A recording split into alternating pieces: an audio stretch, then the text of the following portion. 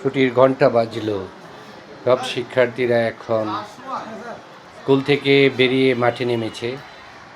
আর পশ্চিম আকাশে মেঘের ঘনঘটা, যা দেখে রবীন্দ্রনাথের সেই কবিতার কথাই মনে পড়ে। নীল নবগণে আষাঢ় গগনে তিল ঠায় আর নাহিরে। মোবাইলে ভালো দেখা যাচ্ছে না, কিন্তু আকাশের বর্তমান অবস্থা খুব ভয়াবহ চিত্র। একেবারে ঘন কালো মেঘে ছেয়ে আছে আকাশ। শিক্ষার্থীরা তাড়াহুড়া করছে বাড়ি ফেরার।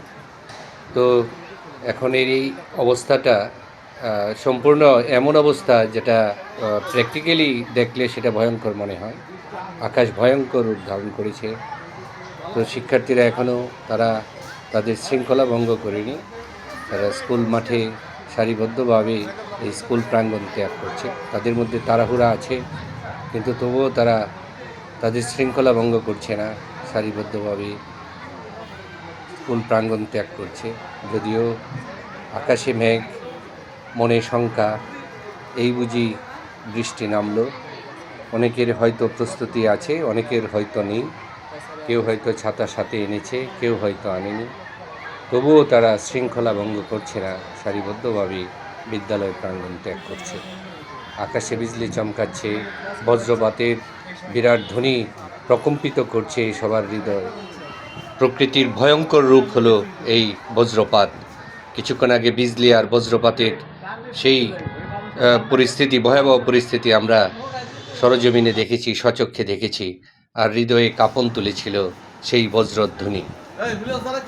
তবুও শিক্ষার্থীদের ছেড়ে দিতে হলো, কারণ তাদের মধ্যেও তারা আছে। তবুও শিক্ষার্থীদের ছেড়ে দিতে হলো, কারণ আমরা চাই বজ্র বৃষ্টি শুরু হওয়ার আগেই শিশুরা সুরক্ষিত অবস্থায় তারা সাবধানে যেন বাড়ি পৌঁছতে পারে। বজ্রপাতের ধ্বনি হচ্ছে। বজ্রপাতের ধ্বনিগুলো আমাদের বুঝিয়ে দিচ্ছে যে প্রকৃতি কত নির্দয় নিষ্ঠুর হতে পারে। সব শিশু নিরাপদে বাড়ি ফিরুক, সেটাই কামনা। তো এইমাত্র বৃষ্টি আরম্ভ হলো, আমরা বৃষ্টি উপভোগ করছি।